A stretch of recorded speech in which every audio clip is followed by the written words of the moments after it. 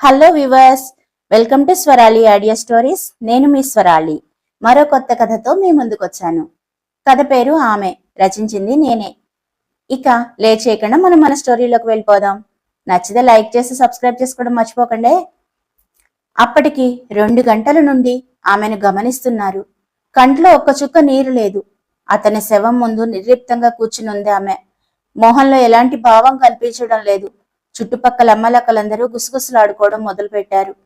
అది గుండె లేకపోతే బండరాయ? కనీసం నలుగురు కోసమైనా నటించొచ్చు కదా. ఇంత విడ్డూరం నేనెక్కడా చూడలేదమ్మా. మొగుడు చచ్చిపడి ఉంటే గుండెలు బాదుకోవాల్సిన ఆడది అలా ఉలుకు పలుకు లేకుండా ఎలా కూర్చుందో చూడండి. కాలం మారిపోతుంది అంటే ఏమో అనుకున్నాను, కళ్ళారా కనిపిస్తోంది అని ఎవరికి తోచినట్లుగా వాళ్ళు తలా ఓ మాట అంటూనే ఉన్నారు. ఆ మాటలు ఆమె చెవున పడుతూనే ఉన్నాయి. కానీ ఆమె కనీసం స్పందించలేదు. బాధపడాలని కూడా ఆమె కనిపించలేదు. ఎందుకంటే అక్కడ నిర్జీవంగా పడి ఉంది తన భర్త మాత్రమే కాదు, తన జీవితం కూడా.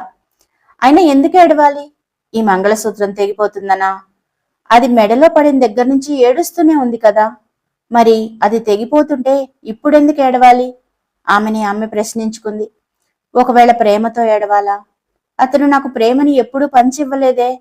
అసలు ఆ పదానికి అర్థం కూడా మర్చిపోయి చాలా రోజులైంది. మరి ఏ తీపి జ్ఞాపకాలను గుర్తు చేసుకుని ఏడవాలి? బతుకంతా చేదునే రుచి చూపించిన మనిషితో తను గడిపిన క్షణాలన్నీ పీడకలలుగా వెంటాడుతున్నాయి కదా, అందుకనే ఏడవాలేమో బహుశా. అదొక్కటే కారణం కనపడుతోంది. కానీ ప్రస్తుతం వాటిని తలుచుకోవడం కూడా ఆమెకి ఇష్టం లేదు. అందుకే అదే నిరాసక్తంగా కూర్చొని ఉంది. ఇక ఎంతసేపని శవాన్ని అలా పెట్టుకుని కూర్చుంటాం? జరగాల్సిన కార్యక్రమాలు చూడండి. దగ్గర బంధువు ఒక ఆయన జరగాల్సిన ఏర్పాట్ల గురించి మాట్లాడడం మొదలుపెట్టాడు. ఆమెకి కబురు చేశారా? అప్పుడు నోరు విప్పింది. ఆమె మాట అక్కడ ఒక పెద్ద విస్ఫోటనంలా పేలింది.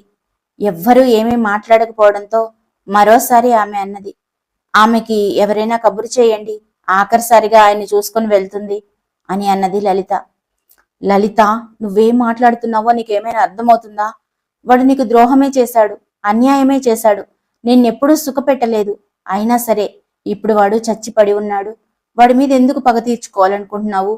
ఇన్నాళ్ళు రహస్యంగా ఉన్న విషయాన్ని అలాగే ఉండిపోనివ్వు. ఈ ప్రపంచానికి నువ్వు మంచిదానివి అని చెప్పడానికి వాడిని చెడ్డవాడిని చెయ్యొద్దు. వాడి చరిత్ర అయిపోయింది, అలాగే వాడిని వెళ్ళిపోనివ్వు. దయచేసి ఇంకా ఈ విషయాన్ని గురించి మాట్లాడద్దు అని ఆమెకు మాత్రమే వినపడేటట్టుగా అంటూ తన చేతులు పట్టుకుంది ఆమె అత్తగారు జగదాంబ. ఆయన నన్ను భార్యగా ఎప్పుడూ చూడలేదు కదా అత్తయ్య. ఆయన ఆత్మకు శాంతి కలగాలి అంటే ఆయన ప్రేమించిన అమ్మాయిని తీసుకురావడమే కరెక్ట్. నేను ఆయన మీద కక్ష తీర్చుకోవడానికి మాట చెప్పడం లేదు. ఆయన ఆత్మకు శాంతి కలగాలని మాత్రమే చెప్తున్నాను అని ఆమెకు మాత్రమే వినిపించేలాగా అన్నది లలిత. అయ్యో లలిత, నేను చెప్పే మాట విను. నిన్న యాక్సిడెంట్ అయ్యి వాడు చావు బతుకుల్లో ఉన్నప్పుడే దానికి కబుర్ చేయమని చెప్పాను. కానీ అది వీడిని వదిలేసి చాలా రోజులైందట. ఆ విషయం నా కొడుకే నాతో చెప్పాడు. ఆ తర్వాత ఈ విషయాల గురించి వివరంగా మాట్లాడుకుందాం. ముందు ఈ ఇంటి పరువుని కాపాడు, నా కొడుకుని గౌరవంగా సాగనంపు అంటూ బతిమిలాడుతున్నట్లుగానే అన్నది జగదాంబ. కొడుకు పరువు కాపాడాలా? అది కొడుకుది మాత్రమేనా? లేక ఈ ఇంటి పరువు కోసం తను ఆలోచిస్తోందా? ఇన్నాళ్ళు ఈ పరువు కోసమే కదా తనని బలి పశువుని చేశారు. ఇంకా తన జీవితంలో ఏం మిగిలిందని? ఆమె కొడుకు చనిపోయిన దానికంటే కూడా ఈ ఇంటి పరువు గురించి ఆలోచించడం చూస్తుంటే లలితకి మరోసారి నవ్వొచ్చింది. ఆమె అంత విరక్తిగా నవ్వడం చూస్తుంటే మరోసారి ముక్కును వేలేసుకున్నారు అక్కడ ఉన్న వాళ్ళందరూ. అక్కడికి వచ్చిన వాళ్ళందరికీ విషయం అర్థమయ్యి కానట్లుగా ఉంది. సాధారణంగా చావు ఇంటికి వచ్చినప్పుడు వాళ్ళ బంధువుల మీద ఎక్కడలేని సానుభూతి ఉంటుంది, చనిపోయిన వ్యక్తి మీద ఎక్కడలేని గౌరవం ఉంటుంది. కానీ అక్కడంతా ఏదో తేడాగా ఉన్నట్లుగా అనిపించింది. అందరికీ ఆసక్తి పెరిగిపోయింది. ఇంకా ఆ సంభాషణ అలాగే పొడిగిస్తూ ఉంటే అక్కడ ఉన్న వాళ్ళందరూ తలో రకంగా మాట్లాడుకుంటారన్న విషయం జగదాంబకి అర్థమయ్యి తన కోడలు చేయి పట్టుకొని లోపలికి తీసుకువెళ్ళింది. నువ్వు నా కోడలివి కాదు, కూతురువి అనుకొని చెప్తున్నాను. దాన్ని నమ్మేవాడు పూర్తిగా మోసపోయాడు. నేను ఇంతకు ముందే వచ్చి దూరం నుంచి చూసిపోమని కబురు చేశాను. కానీ అది ఇచ్చిన సమాధానం ఏంటో తెలుసా? వాడికి దానికి ఏ సంబంధం లేదు, వాడు చస్తే నాకేంటి సంబంధం అంటూ నిర్లక్ష్యంగా మాట్లాడిందట. నువ్వు కూడా ఈ విషయాన్ని ఇంతటితో వదిలేయి. అసలే కడుపు కొత్తతో ఉన్నాను, ఇంకా నన్ను బాధ పెట్టకు, జరగాల్సిన కార్యక్రమాలను జరగనివ్వు అంటూ వేడుకోలుగా అడిగింది జగదాంబ. పెళ్లి జరిగిన ఈ 4 సంవత్సరాల్లో ఆమె తనతో అలా మాట్లాడడం అదే మొదటిసారి. మౌనంగా వెళ్లి మళ్లీ అతని శవం దగ్గర కూర్చుంది. ఆలోచనలు మాత్రం గతంలోకి వెళ్లిపోయాయి. ఇగో రేపే నీ పెళ్లి, ఇదిగో ఈ చీర ఈ నగలు వాళ్ళు పంపించారు, రేపు ఉదయం 10 గంటలకల్లా రెడీ అయి ఉండు అని అంటూ దాదాపుగా తన మొహం మీద అవి విసిరి కొడుతున్నట్లుగానే పడేసి నిర్లక్ష్యంగా చెప్పింది తన పిన్ని. అదేంటి పిన్ని, వాళ్ళొచ్చింది సుధాని చూడ్డానికి కదా, నాకు పెళ్ళంటావేంటి అని అయోమయంగా అడిగింది లలిత. ఏమో, ఆ ముసల్దానికి నీలో ఏం కనిపించి చచ్చిందో, నా కూతుర్ని కాదని నిన్నే తన ఇంటి కోడలుగా చేసుకుందాము అనుకుంటోంది. ఏం చేస్తాం, నీ రాత అలా వెలిగిపోతోంది. ఆ ఇంటి కోడలుగా చక్రం తిప్పాలి అని రాసిపెట్టుంది. బంగారం లాంటి సంబంధం. నా కూతురు నోట్లో మట్టి కొట్టి నువ్వు సుఖపడదాం అనుకుంటున్నావేమో. ఎంతకాలం సాగుతుందో నీ వైభోగం, నేను చూస్తాను అని నిరసనగా అన్నది లలిత పిన్ని పంకజం. నలుగురిలో సవతి కూతురికి కూడా మంచి సంబంధమే చూసి చేసింది అన్న పేరు కోసం ఇదంతా చేస్తోంది అని అనుకుంది లలిత. అసలు వాళ్ళు తనని ఎందుకు వాళ్ళ ఇంటి కోడలుగా చేసుకుందాము అనుకుంటున్నారు? ఇంతవరకు ఆమెకు అర్థం కాలేదు. సుధని చూడడానికి వచ్చినప్పుడు తను పెద్దగా అలంకరించుకొని కూడా లేదు. ఆ ఇంటి పని మనిషిలాగే ఉంది. వాళ్ళ నాన్న తనని తన పెద్ద కూతురుగా పరిచయం చేసిన దాకా కూడా తను ఆ ఇంటి కూతురు అన్న విషయం వాళ్ళకు తెలియదు. మరి ఈ పెళ్లి ఎలా జరుగుతుంది అన్నది ఆమెకి అంతు చిక్కని ప్రశ్నగా మిగిలిపోయింది. పోని పెళ్లి కొడుకు వచ్చి పెళ్లి కొడుకుకు నేను నచ్చాను అని అనుకోవడానికి కూడా లేదు. అసలు పెళ్లి చూపులకి ఆ పెళ్లి కొడుకు రానే లేదు. వాళ్ళమ్మ జగదాంబ, ఆమెతో పాటు ఇంకా కొంతమంది దగ్గర బంధువులు మాత్రమే వచ్చారు. పెళ్లి చూపులు చూసి వెళ్లి దాదాపు నెల రోజులైంది. ఇన్ని రోజుల్లో వాళ్ళ మధ్య ఏం జరిగిందో, ఏం చర్చలు జరిగాయో తనకైతే తెలియదు. ఇప్పుడు సడన్ గా వచ్చి పిన్ని రేపు నీ పెళ్లి, ఈ చీర కట్టుకో, ఈ నగలు పెట్టుకో అంటుంటే ఆశ్చర్యంతో నోరు తెరిచి అలాగే చూస్తూ ఉండిపోయింది లలిత. అనుకున్నట్టుగానే పెళ్లి చాలా ఘనంగా జరిగించింది జగదాంబ. పంకజం కూడా ఏదో తన సొంత కూతురులాగే నటిస్తూ చాలా ప్రేమ ఒలకబోసింది. ఆ పెళ్లి అలంకరణ, పెళ్లి మండపం, బంధువులు, అగ్నిహోత్రం, తాళిబొట్టు, అక్షింతలు, తలంబ్రాలు ఇవన్నీ ఏవీ సహజంగా అనిపించలేదు లలితకి. ఎందుకో ఏదో తెలియని గుబులు మనసులో, ఇది అని చెప్పలేని బాధ. పెళ్లి మండపంలో పెళ్లిపీటల మీద తన పక్కన కూర్చున్న అతని వైపు చూడాలి అన్నా ఏదో బెరుకు. అందరూ పెళ్లికి ముందే ఎన్నెన్నో మాట్లాడుకుంటారట. కానీ కనీసం అతనిని ఇంతవరకు తను చూడను కూడా లేదు. అతనితో ఇక ముందు జీవితం ఎలా గడవబోతుందో అనే భయం వల్ల తనకు అలా అనిపిస్తుందేమో అని తన మనసుకు తనే సర్ది చెప్పుకుంది లలిత. పెళ్లి జరిగిన తర్వాత అత్తగారింట్లో మొదటిసారిగా అడుగుపెట్టింది. లంకంత పెద్ద ఇల్లు, అడుగడుగునా పనివాళ్లు, ఎక్కడికక్కడ రాజసం ఉట్టి పడుతోంది ఆ ఇంట్లో. కాని ఏదో ఒకలాంటి నిశ్శబ్దం కూడా ప్రతి మూలలో తన కోసం దాక్కుని వేచి చూస్తోంది అనిపించింది ఆ క్షణం లలితకి. ముత్తైదులు హారతిచ్చి కుడికాలు లోపల పెట్టి రమ్మన్న మరుక్షణం వాళ్ళిద్దరూ లోపలికి రాగానే బ్రహ్మముడి వేసి ఉన్న తన ఒంటి మీద కండువాని తీసి లలిత మొహం మీద కొట్టి ఫోర్స్ గా పైకి వెళ్లిపోయాడు శేఖర్. అప్పుడే బంధువులందరి గుసగుసలు తన చెవులు పడకుండా జగదాంబ వచ్చి, వాడంతే లెమ్మ, కొంచెం పనిలో ఉండి చాలా చిరాగ్గా ఉన్నాడు, నువ్వు వెళ్లి దేవుడి గదిలో దీపం పెట్టు అంటూ ఆమెను తీసుకెళ్లి పూజ గది దగ్గర నిలబెట్టింది. మౌనంగా తల ఊపుతూ దేవుడి గదిలోకి వెళ్లి భక్తిగా దీపం వెలిగించి, ఇంతవరకు ఎప్పుడూ నా కోసం అది కావాలి ఇది కావాలి అని నేను నిన్ను అడగలేదు. ఇప్పుడు కూడా అంతే. నువ్వు నా తలరాత ఎలా రాసిపెట్టి ఉంటే దానిని అనుభవించడానికి సిద్ధంగా ఉన్నాను.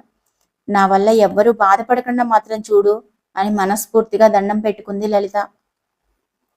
ఆ రోజు రాత్రి వాళ్ళకి మొదటి రాత్రి ఏర్పాట్లు చేశారు.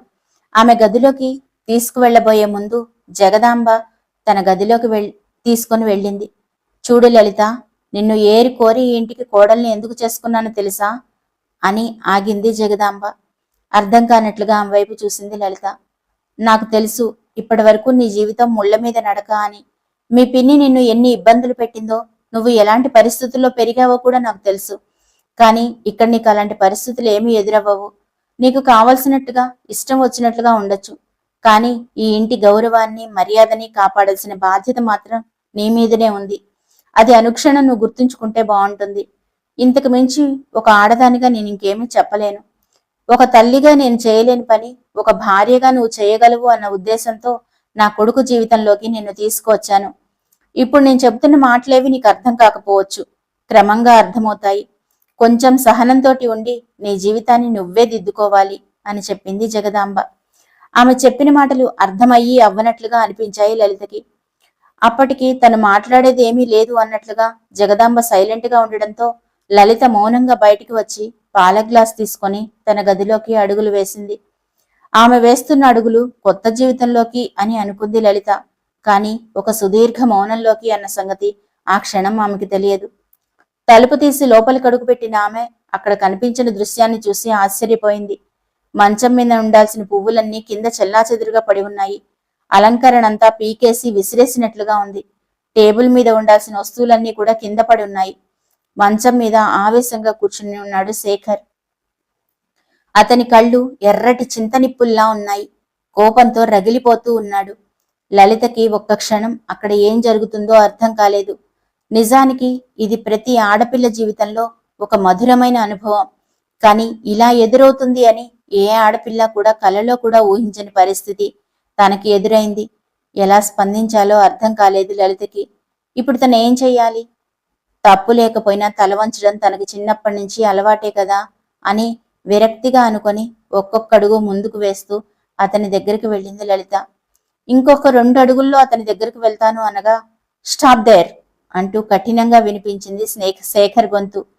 ఆ గొంతులో వినిపించిన కఠినత్వానికి భయంతో 2 అడుగులు వెనక్కి వేసింది లలిత. నా దగ్గరికి వచ్చే సాహసం చేయొద్దు. డబ్బు కోసం నన్ను పెళ్లి చేసుకున్న దానివి. నీకు నీతి నియమాలుంటాయని నేను అనుకోవడం లేదు. ఇంట్లో కావలసిన రాజభోగాలన్నీ అనుభవించు. కానీ నా దగ్గరికి వచ్చే సాహసం మాత్రం చెయ్యొద్దు అని గట్టిగా అరిచినట్లే చెప్పాడు శేఖర్. డబ్బు కోసం పెళ్లి చేసుకోవడం ఏంటి? అయోమయంగా అడిగింది లలిత. ఏమీ తెలియని అమాయకురాల్లాగా నటించకు. నేను వేరే అమ్మాయిని ప్రేమించాను. కులం పట్టింపుతో పరువు పోతుంది అని మా అమ్మ పట్టుపట్టి నిన్ను నాకిచ్చి పెళ్లి చేయాలి అనుకుంది. నీ జీవితం నాశనం అవ్వకూడదన్న ఉద్దేశంతో మీ దగ్గరికి వచ్చి నాకు నువ్వంటే ఇష్టం లేదు, పెళ్లి చేసుకోను అని చెబుదాము అని మీ ఇంటికి వచ్చాను. అప్పుడు చెప్పింది మీ పిన్ని, నువ్వు 50 లక్షలకు మా కమ్ముడు పోయావు అని. డబ్బు కోసం దిగజారిపోయాను. ఇలాంటి దాంతో మాట్లాడడం కూడా ఇష్టం లేకపోయినా నచ్చ చెబుదామని నీతో మాట్లాడదామని అనుకున్నాను. కానీ ఎంత పొగరుగా సమాధానం చెప్పావు. ఆ రోజు నువ్వు మాట్లాడిన మాటలు నీకు గుర్తులేవేమో, నాకింకా గుర్తున్నాయి. ఈ పెళ్లి చేసుకొని తీరుతాను, ఏం చేసుకుంటాడో చేసుకోమను అని మీ పిన్నితో లోపల నుంచి అంటూ ఉంటే నేను విన్నాను. ఆస్తి కోసం నువ్వు ఇంతగా దిగజారుతావా? ఇక నుంచి నరకం అంటే ఎలా ఉంటుందో చూద్దుగాని అని కసిగా అన్నాడు శేఖర్. అదంతా అబద్ధమని, తనకే పాపం తెలియదని లలిత ఎంత చెబుతున్నా కాని శేఖర్ వినిపించుకోలేదు. ఆమె చెయ్యి పట్టి బరబరా లాక్కుంటూ వెళ్లి బాల్కనీలో పడేసి తలుపు వేశాడు. గజగజలాడే చలిలో కనీసం కప్పుకోవడానికి కూడా ఏమీ లేక వణికిపోతూ ఆ రాత్రంతా అలాగే ఉండిపోయింది లలిత. అదంతా తన పిన్ని కుట్ర అన్న సంగతి ఆమెకు అర్థం అవడానికి ఎంతోసేపు పట్టలేదు. తన పిన్నికి తనంటే ఎందుకంత కక్ష ఆమెకు అర్థం కాని ప్రశ్న. అందులో అర్థం కాకపోవడానికి ఏముందిలే, తనకు తానే జవాబు. అది మొదలు ఆమె స్థానం బాల్కనీలోనే. ఆ ఇంట్లో ఆమెకి నచ్చిన ప్రదేశం, ఆమె స్వతంత్రంగా ఉండగలిగిన ప్రదేశం అదొకటే. చలికి ఎండకి తనను తాను రక్షించుకోవడానికి చిన్న చిన్న ఏర్పాట్లు చేసుకుంది. తన భర్త గురించి అత్తగారికి పూర్తిగా తెలుసు, కానీ ఆమె ఏమీ మాట్లాడదు. ఆమె గురించి తన భర్తకు ఏమీ తెలియదు, తెలుసుకోవాలని ప్రయత్నించడు. మధ్య మధ్యలో అప్పుడప్పుడు తనని చూసే వంకతో పిన్ని వచ్చిపోతూ ఉంటుంది. ఆమెను చూసినప్పుడల్లా ఏదో బాధ, నిలదీయాలి అని ఆవేశం వస్తున్నా తనను తాను కంట్రోల్ చేసుకుని మౌనంగా ఉండిపోతోంది లలిత. ఆమెకు తెలియని ఒక విషయం ఏమిటి అంటే, తను ఆ ఇంటికి వచ్చినప్పుడు అల్లా జగదాంబ గారి దగ్గర నుంచి ఎంతో కొంత సొమ్ము పట్టుకొని పోతోంది. ఆ విషయం తెలిసి మరింతగా రగిలిపోతాడు శేఖర్. తన పుట్టింటికి డబ్బు చేరవేస్తోందన్న కోపంలో లలితని నిలదీస్తాడు. తనకేమీ తెలియదని లలిత ఎంత చెప్పినా వినిపించుకోలేదు. ఆమె అబద్ధాలు కూడా ఆడుతుందన్న ఉద్దేశంతో ఆమెని మరింతగా హింసించాడు. అతని బెల్ట్ దెబ్బలతో ఆమె శరీరం కమిలిపోయింది. తన పిన్నిని ఆ ఇంటికి రానివ్వద్దని, ఆమెకి ఏ విధమైనటువంటి సహాయం చెయ్యొద్దని జగదాంబకి ఎంత చెప్పినా గాని ఆమె కూడా పట్టించుకోలేదు. ఫలితం 4 సంవత్సరాల పాటు ఆ ఇంట్లో నరకం అనుభవిస్తూనే ఉంది లలిత. కొద్ది రోజుల క్రితం జరిగిన సంఘటన ఆమెకి ఇప్పటికీ అర్థం కాలేదు. శేఖర్ ఆ రోజు ఎందుకలా ప్రవర్తించాడో కూడా ఆమెకు తెలియదు. శేఖర్ చనిపోవడానికి వారం క్రితం కూడా పిన్ని వచ్చింది. ఆమె వెళ్లిపోయిన తర్వాత శేఖర్ తన గదిలోకి వస్తూ ఉంటే భయంగా వెనక్కి నడుచుకుంటూ వెళ్ళింది లలిత. దెబ్బలకు అలవాటు పడిన శరీరం ఇక మళ్లీ చిత్రహింసలు తప్పవు అనుకుంటూ కళ్ళు గట్టిగా మూసుకొని అతను కొట్టే దెబ్బలకు సిద్ధపడ్డట్టుగా స్థిరంగా నిలబడిపోయింది లలిత. కానీ ఆమె ఊహించినట్లుగా ఆమె ఒంటి మీద దెబ్బలు పడలేదు. శేఖర్ ఆమెకు దగ్గరగా వచ్చి ఆమె చేతులు పట్టుకుందాము అని అనుకొని కూడా తన చేతులు వెనక్కి తీసేసుకొని 2 చేతులు ఎత్తి దండం పెడుతూ నన్ను క్షమించు అని చెప్పి ఎంతో వేగంగా ముందుకు వచ్చాడో అంతే వేగంగా వెనక్కి తిరిగి వెళ్ళిపోయాడు. అతని ప్రవర్తన ఆ రోజు నుంచి ఎందుకు మారిపోయిందో లలితకి ఇప్పటికీ అర్థం కాలేదు. వాస్తవంలోకి వచ్చిన లలిత నిర్జీవంగా పడుకొని ఉన్న శేఖర్ వైపు నిర్లిప్తంగా చూసింది. ఆ రోజు అతను తన చేతులు పట్టుకోవడానికి ప్రయత్నం చేసి చెయ్యి వెనక్కి తీసుకోవడం గుర్తొచ్చింది. అప్రయత్నంగా ఆమె చెయ్యి అతని చేతిని పట్టుకుంది. మొదటిది మాత్రమే కాదు, ఆఖరిది కూడా తన భర్త స్పర్శ. అతని చేతిలో జీవం లేదు, ఆమె చేతుల్లో ప్రేమ లేదు. ఒక ఆఖరి వీడ్కోలు అంతే. ఎందుకో చివరిసారి ఒక్కసారి గుండె బరువెక్కింది. కంటి కొనల నుంచి ఒక చిన్న కన్నీటి బొట్టు రాలి అతని చేతిపై పడింది. బహుశా ఆమె అది అతనికి ఇచ్చే ఆఖరి నివాళి అనుకుంటా.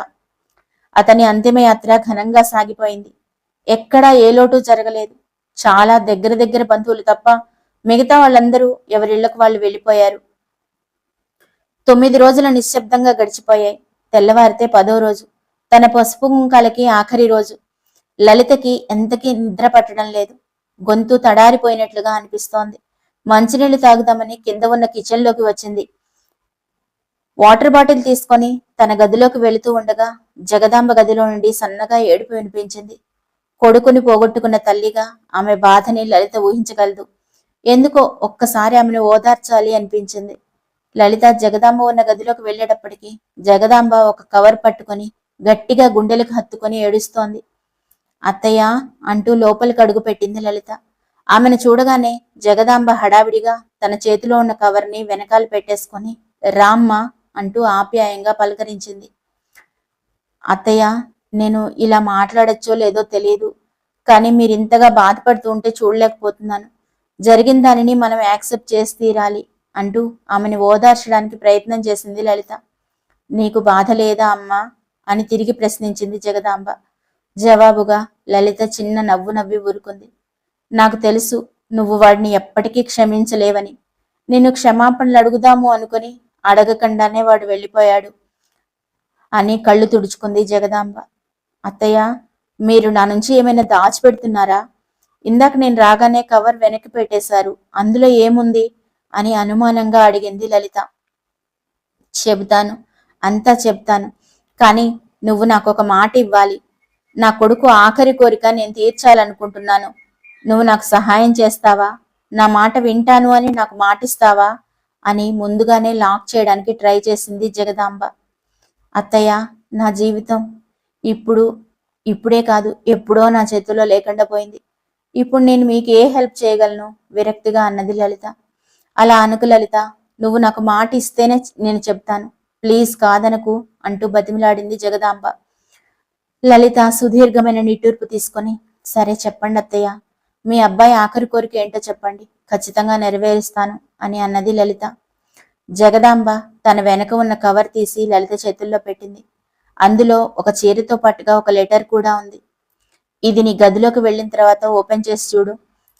ఇప్పుడు నువ్వు నమ్మలేని నిజం ఒకటి చెబుతాను. 2 సంవత్సరాల క్రితమే వాడు ప్రేమించిన అమ్మాయి వాడిని మోసం చేసి వెళ్ళిపోయింది. మనకన్నా ఎక్కువ డబ్బున్న వాళ్ళు కనపడగానే మన వ్యాపారంలో కూడా మనల్ని దెబ్బతీసి మరీ తను వెళ్ళిపోయింది.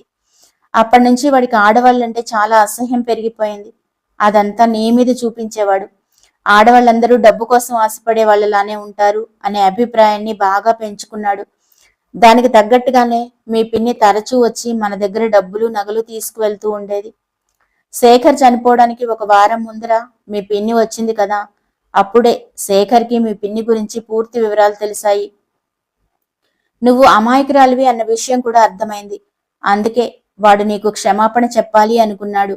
అది మాత్రమే కాదు, నువ్వు క్షమిస్తే నీతో కొత్త జీవితాన్ని ప్రారంభిద్దామని కూడా అనుకున్నాడు. అందుకే 2 రోజుల క్రితం ఈ కవర్ తీసుకొచ్చి నా చేతికిచ్చాడు. తనంతట తనుగా సూటిగా నీ కళ్ళల్లోకి చూస్తూ మాట్లాడలేనని, నీ పట్ల చాలా దారుణంగా ప్రవర్తించానని తన మనసులో ఉన్న విషయాలన్నీ ఆ లెటర్లో రాసి, నువ్వు తనని భర్తగా ఒప్పుకుంటే మాత్రమే తను నీతో కలిసి ఉంటాను అని నాతో చెప్పాడు. ఆ కవర్ నేను నీకు ఇద్దాము అనుకునేటంతలోనే వాడికి యాక్సిడెంట్ అయ్యి హాస్పిటల్ బెడ్ మీద ఉండాల్సిన పరిస్థితి వచ్చింది. అని చెప్తూ శేఖర్ గుర్తు రావడంతో మరోసారి కళ్ళు తుడుచుకుంది జగదాంబ. అంతా ఉంటున్న లలితకి విరక్తిగా అనిపించింది. తన జీవితం ఎప్పుడూ అంతే. సంతోషం అనేది నాకు రాసిపెట్టి లేదేమో. నేనే దురదృష్టవంతురాల్ని. ప్రేమగా చూసుకునే వాళ్ళెవరు బహుశా నా జీవితంలో ఉండరేమో అత్తయ్య. నన్ను కన్న తల్లి పురిట్లోనే చనిపోయింది. కట్టుకున్న భర్త ప్రేమ చూపిద్దాము అనుకునేటంతలోనే నాకు దూరం అయిపోయాడు అని అంటున్న లలిత కళ్ళల్లో కన్నీళ్లు జలజలా రాలిపడ్డాయి. అలా అనకు లలిత.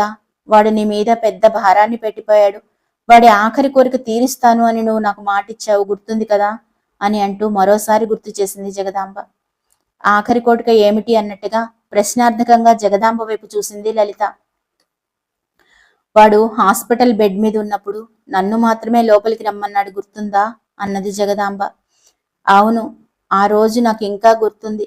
అలాంటి పరిస్థితుల్లో కూడా ఆయన నా మొహం చూడ్డానికి ఇష్టపడలేదు అని చాలా బాధగా కూడా అనిపించింది అన్నది లలిత. కాదు తల్లి, వాడు నిన్ను చూడాలని చాలా తపన పడ్డాడు. కానీ ఆఖరి క్షణాల్లో వాడి మీద ప్రేమను పెంచుకోవడం ఇష్టం లేక నీ దృష్టిలో వాడు ఒక దుర్మార్గుడుగానే వెళ్ళిపోవాలి అన్నది వాడి ఉద్దేశం. అందుకే నిన్ను పిలవలేదు. ఆ మాట చెబుతున్నప్పుడు జగదాంబ గొంతు పూడుకుపోయింది. లలిత పరిస్థితి కూడా దాదాపు అలాగే ఉంది. వాడు ఏం చెప్పాడో తెలుసా? వాడి ఆఖరి కోరిక ఏంటో తెలుసా? నిన్ను నా సొంత కూతురులా చూసుకోమని చెప్పాడు. నీకు నీకు మళ్ళీ పెళ్లి చేయమని చెప్పాడు. నీ జీవితం సంతోషంగా ఉండాలి అని మనస్ఫూర్తిగా కోరుకున్నాడు. నీతో ఎలాగూ తను సంతోషంగా గడిపే అదృష్టం లేదు కదా. తను చేసిన పాపానికి ప్రాయశ్చిత్తంగా నీ జీవితాన్ని సరిదిద్దమని ఆఖరి కోరికగా నన్ను అడిగాడు తల్లి.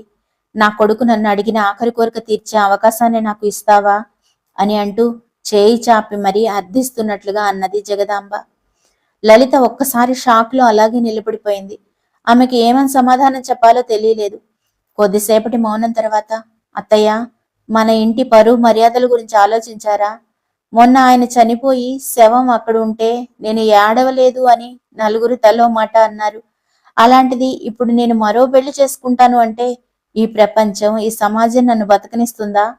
నా మీద ఎలాంటి ముద్ర వేస్తుందో మీరు ఊహించగలరా? అవన్నీ పక్కన పెట్టండి. ఇప్పటికే నేను జీవితంలో చాలా దెబ్బలు తినున్నాను. మళ్ళీ నా జీవితం గురించి ఇలాంటి నిర్ణయం నేను తీసుకోలేను. నన్ను క్షమించండి అని ఏడుస్తూ అన్నది లలిత. లలిత, నీ పరిస్థితి నాకు అర్థమవుతోంది. నీ స్థానంలో ఉన్న ఎవరైనా ప్రస్తుతం అలాగే ఆలోచిస్తారు. కానీ కొంత టైం తీసుకుందాం. నేను ఇప్పుడు సమాజం గురించి, ఆచారాల గురించో, పరువు మర్యాదల గురించో ఆలోచించడం లేదు. అవన్నీ ఆలోచించే ఒకసారి తప్పు చేశాను. అది తప్పు అని కూడా నేను ఇప్పుడు అనుకోవడం లేదు. కొంత సమయం తీసుకున్న తర్వాతనే ఏం చేద్దామో ఆలోచిద్దాం. కానీ ఒక విషయం మాత్రం నిజం. ఈ క్షణం నుంచి నువ్వు నా కోడలివి కాదు, కూతురువి అంటూ ఆప్యాయంగా లలితని దగ్గరకు తీసుకుంది జగదాంబ.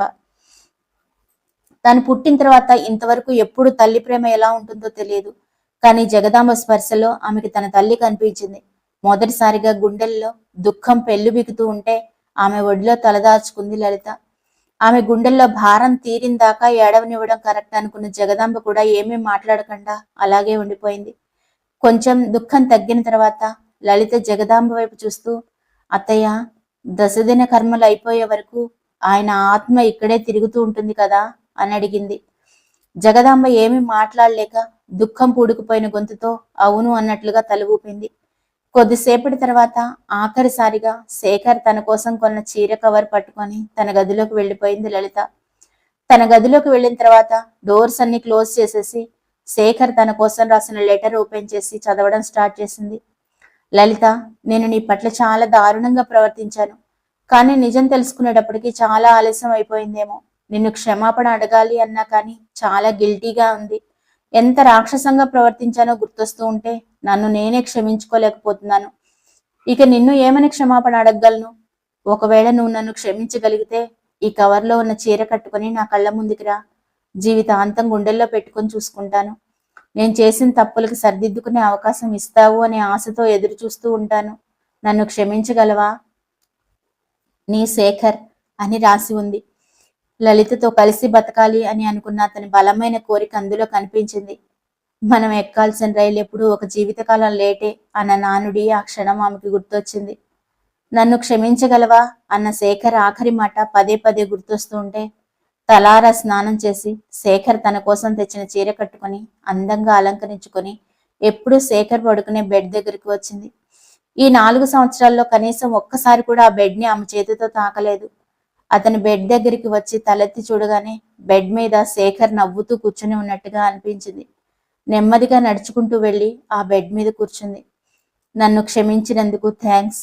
నా ఆఖరి కోరిక తీరుస్తావు కదూ, నువ్వు జీవితాంతం సంతోషంగా ఉంటావు కదూ అని తన చెవుల్లో ఎవరో గుసగుసగా చెప్పినట్లుగా అనిపించింది. అప్రయత్నంగా కళ్ళు గట్టిగా మూసుకుంది లలిత. మూసిన కనురెప్పల వెనకాల నుంచి ధారగా కన్నీళ్లు కారిపోతూనే ఉన్నాయి. ఎప్పుడు ఒరిగిపోయిందో బెడ్ మీదకి ఒరిగిపోయి నిద్రలోకి జారుకుంది లలిత. తెల్లవారుజామున ఎవరో వచ్చి తలుపు కొడుతూ ఉంటే మెలకువ వచ్చింది.